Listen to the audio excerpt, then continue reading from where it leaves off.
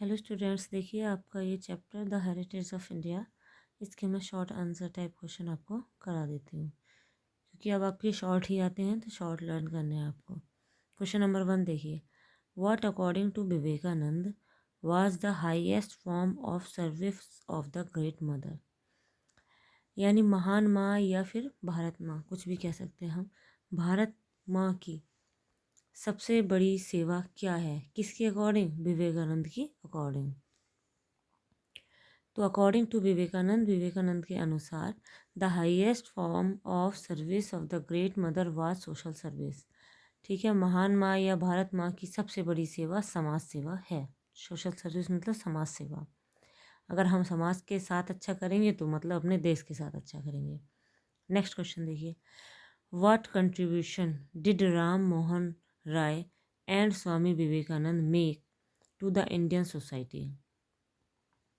Contribution होता है योगदान। राम मोहन राय और स्वामी विवेकानंद ने भारतीय समाज के लिए क्या योगदान दिया? आंसर देखिएगा, Ram Mohan Roy and Swami Vivekananda both were social servants. Ram Mohan Roy और स्वामी विवेकानंद दोनों ही सामाजिक सेवक थे, यानी समाज की सेवा करने वाले थे। And worked for social upliftment through out their life. Upliftment होता है उत्थान, अपलिफ्टमेंट हो गया उत्थान, थ्रू आउट हो गया पूरे। ठीक है, और उन्होंने अपने पूरे जीवन सामाजिक उत्थान के लिए कार्य किया। वाइल राम मोहन राय, जबकि राम मोहन राय ने एडवोकेटेड, वकालत की, सोशल रिफॉर्म, समाज सुधार की। Swami Vivekananda believe the greatest service to the country was social service. और स्वामी विवेकानंद इस चीज़ पर विश्वास करते थे कि देश की सबसे बड़ी सेवा समाज सेवा है, जैसे कि ऊपर भी कहा गया था। ऐसे ही नेक्स्ट क्वेश्चन देखिए, what is the contribution of Gandhi ji to Hindu culture. Hindu culture मतलब हिंदू संस्कृति। हिंदू संस्कृति में गांधी जी का क्या योगदान है? कंट्रीब्यूशन हो गया योगदान। गांधी जी अपोज्ड, गांधी जी ने विरोध किया the caste system, caste system का, यानी जातिवादी जो प्रथाएं चलती थी, जाति प्रथाएं, उनका विरोध किया। अपोज होता है विरोध करना। ही हेल्प द ऑप्रेस्ड, उन्होंने मदद की। ऑप्रेस्ड होता है उन लोगों की जिन्हें दबाया गया। एंड डाउन ट्रोडन, और डाउन ट्रोडन होते हैं दलित। उन्होंने दलित और शोषित व्यक्तियों की मदद की। He fought for the women's rights and equality, वह महिलाओं के अधिकार और उनकी समानता के लिए लड़े, कि महिलाओं को भी उतना अधिकार दें, इस चीज़ के लिए लड़े। He gave a new direction to Hindu culture, उन्होंने हिंदू संस्कृति को एक नई दिशा दी। नेक्स्ट क्वेश्चन देखिए, what does the author predict, predict होता है भविष्यवाणी करना, about the Indian way of life, यानी भारतीय जीवन के तरीके पर ऑथर क्या प्रिडिक्ट करते हैं, यानी क्या भविष्यवाणी करते हैं। या फिर इस तरह से क्वेश्चन पूछा जा सकता है, what kind of man will the Indians of coming generation be according the writer.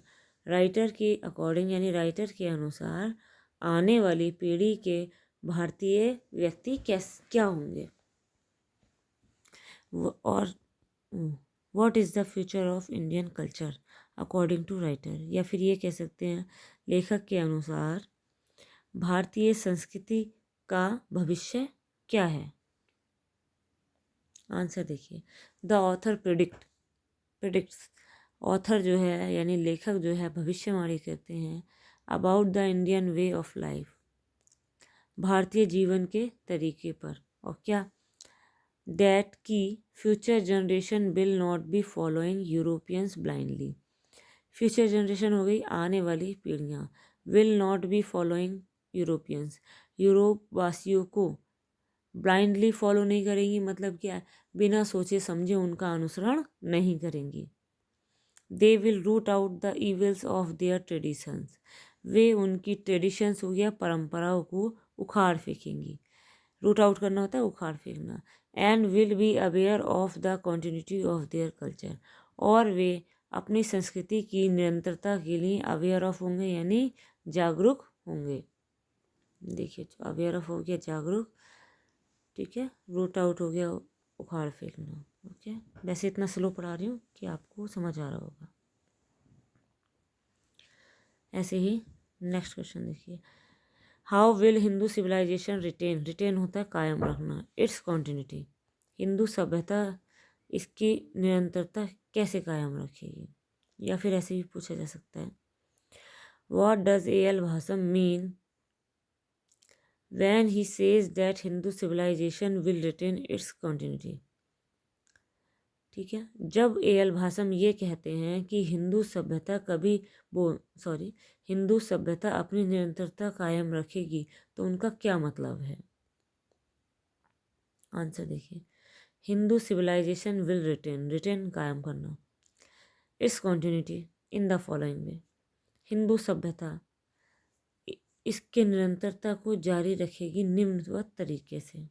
अब देखिए क्या दिया है, द भागवत गीता, ये फुल स्टॉप गलती से लग गया है, इसे हटा देना, ये फुल स्टॉप नहीं है यहाँ पर। Okay, the Bhagavad Gita and Upanishad would inspire the man of action, action होता कर्मशीलता। ठीक है, तो भागवत गीता और उपनिषद जो है कर्मशील व्यक्तियों को प्रेरित करना रखेंगे, जारी रखेंगे, एंड थॉट्स और विचारों को।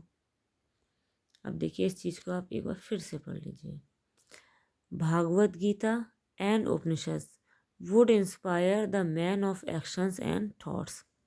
ठीक है, भागवत गीता और उपनिषद कैसे व्यक्तियों को, man of action and thoughts, जो व्यक्ति कर्मशील होंगे और विचारवान होंगे, उन्हें प्रेरित करेगी। People will love the tales, tales हो गई कहानियाँ, of the heroes of Mahabharata and Ramayana, लोग जो है महाभारत और रामायण के किसे, हीरोज यानी नायकों को याद रखेंगे। Western life of Hari and बरी, अब क्या वही पश्चिमी जीवन, यानी क्या पश्चिमी देशों में जो जीवन चलता है किसका, हरी एंड बरी, जल्दबाजी का और चिंता भरा। विल नॉट टच अस, वो हमें छुएगा भी नहीं, यानी हम उनकी तरह हड़बड़ाहट में नहीं रहेंगे। The quiet and gentle happiness, शांत और सात्विक खुशी। द चार्म एंड ग्लोरी, आकर्षण और गौरव, of Indian way of life, भारतीय जीवन के तरीके का, विल कंटिन्यू, जारी रहेगा। यानी इस प्रकार से जो है भारतीय जीवन का जो तरीका है वो जारी रहेगा। नेक्स्ट क्वेश्चन देखिए, व्हाट एविडेंस, एविडेंस होता है सबूत, does the author give, author ने दिया, टू प्रूव डैट, ये सिद्ध करने के लिए कि Indian culture has change a lot, कि भारतीय संस्कृति बहुत बदल चुकी है। आंसर देखिए, the author has given many evidences to prove that Indian culture has change a lot, author ने बहुत सारे एविडेंस दिए हैं, यानी सबूत दिए हैं ये सिद्ध करने के लिए कि भारतीय संस्कृति काफ़ी बदल चुकी है। ही सेज डैट, वह कहते हैं कि नाउ अब इन बसेज एंड ट्रेन, बस में और ट्रेन में, द ग्रेट ब्राह्मण्स, रब, रब होता है रगड़ना, देयर सोल्जर्स, वो shoulders, with low caste people. अब ये कह रहे हैं कि अब बस में जाओ, ट्रेन में जाओ, जो ब्राह्मण लोग होते हैं वो लो कास्ट के लोगों से कंधा रगड़ते हैं। कंधा रगड़ने का मतलब ये नहीं कि कंधा ही रगड़ना है, मतलब उनके पास बैठते हैं, और पास बैठते हैं तो टच हो जाते हैं और उन्हें कोई फ़र्क नहीं पड़ता। Temples and public wells are open to all, मंदिर और जो पहले पब्लिक वेल्स किया मतलब इधर उधर जनता के लिए जो कुएँ खोदे हुए थे, वो सारी चीज़ें वो सभी के लिए खुली थी। मैनी ईवल्स, बहुत सी बुराइयाँ, अब फॉर एग्जांपल करके दे दिया है, जैसे कि एनिमल सेक्रीफाइस, जो पशुओं की बलि दी जाती थी, विडोज बर्निंग, विधवाओं को जलाया जाता था। ठीक है, चाइल्ड मैरिज, मतलब बचपन में विवाह कर दिया जाता था, ETC इत्यादि, हैव बीन एबॉलिज्ड, एबॉलिज्ड होता है खत्म होना या मिट जाना, ये चीज़ें भी अब मिट गई हैं। ठीक है, तो इन्होंने एग्जाम्पल दिए हैं कि ये सब भी एनिमल सेक्रीफाइस और विधवाओं को जलाना, बाल विवाह इत्यादि ये सब खत्म हो गया है। ठीक है, अब सब बस में, ट्रेन में, हर तरह का व्यक्ति आपस में साथ साथ बैठ के जाते हैं, उन्हें कोई फर्क नहीं पड़ता। इसमें इसीलिए कह रहे हैं कि भारतीय संस्कृति काफ़ी बदल चुकी है। नेक्स्ट क्वेश्चन देखिए, what does the heritage of India consist of. Heritage हो गया विरासत, भारत की विरासत में क्या है। कंसिस्ट ऑफ होता है होना या रखना, ठीक है, तो भारत की विरासत में क्या है। आंसर देखिए, the heritage of India consist of its ancient culture and tradition. तो जो है हमारे भारत की जो विरासत है, हेरिटेज हो गया विरासत, वो क्या रखती है, इसकी एंशिएंट कल्चर, इसका प्राचीन संस्कृति रखती है, एंड ट्रेडिशन और परंपराएं रखती है। यानी भारत की विरासत इसकी प्राचीन संस्कृति और विरासत रखती है। इट्स ग्लोरियस पास्ट, इसका गौरवशाली अतीत। इट्स होली बुक्स, इसकी पवित्र किताबें, एंड लिटरेचर और साहित्य, and it's peaceful and gentle way of living, और साथ ही साथ इसका शांतिपूर्ण और क्या सज्जन तरीका जीने का, ये सब भी इसके क्या है, क्वालिटीज़ हैं। तो ये कह रहे हैं भारतीय विरासत में क्या आता है, देखिए प्राचीन संस्कृति आ गई, परंपराएं आ गई, गौरवशाली अतीत आ गया, पवित्र किताबें आ गई, साहित्य आ गया, ठीक है, और शांत और सात्विक जीने का तरीका आ गया। ठीक है, दिया peaceful and gentle way of living, यानी शांत और सात्विक जीने का तरीका भी आ गया। तो ये सब हमारी किस में है, संस्कृति में है, मतलब विरासत में है। ऐसे नेक्स्ट देखिए, what is unique about Indian culture. भारतीय संस्कृति के बारे में क्या विशेष है या क्या यूनिक है। यूनिक होता है अपने आप में अलग। Indian culture has received, Indian संस्कृति ने रिसीव किया है, मतलब प्राप्त किया है, अडॉप्ट यानी धारण कर लिया है, एंड डाइजेस्टेड और पचा लिया है, एलिमेंट ऑफ डिफरेंट कल्चर्स, भिन्न भिन्न संस्कृतियों के तत्वों को, what itself remained unchange, लेकिन अपने आप में वो बदली नहीं है। इसका मतलब क्या हुआ कि जैसे हमारे यहाँ के लोग हर जगह रहते हैं, जगह जगह हर देश में जाते हैं, इंग्लैंड में, अमेरिका में, चाइना में, या और भी कहीं, फ्रांस में, रशिया, जो भी है, लेकिन क्या है, वो वहाँ की उन संस्कृतियों को अपना लेते हैं जो उन्हें पसंद आती है। तो हर जगह की उन्होंने संस्कृति ले ली, ठीक है, तो उन्हें डाइजेस्ट दिया है, यहाँ पर जो वर्ड यूज़ किया है इन्होंने, डाइजेस्ट। तो ये डाइजेस्ट पचाना होता है, पचाना नहीं, मतलब उन्हें ले लिया है, ठीक है, वैसे ही उन्हें हम चला भी रहे हैं, लेकिन इसके बाद भी क्या है, रिमेन्ड अनचेंज्ड, बिना बदले हुए रहे हैं। यानी फिर भी हमें अपने भारत देश से प्यार है। ऐसा नहीं है कि हम भारत की संस्कृति और सभ्यता को भूल गए। चाहे लोग कहीं भी रह आए, चाहे कहीं की सभ्यता उन्होंने ले ली, देखा होगा अपने भारत में सब मिली जुली संस्कृति है, हर देश की संस्कृति को थोड़ा थोड़ा ले लिया है, उनके हर एक्टिविटी को थोड़ा थोड़ा ग्रहण कर लिया है, ठीक है, लेकिन ऐसा नहीं है कि अपनी संस्कृति और सभ्यता को भूले हों।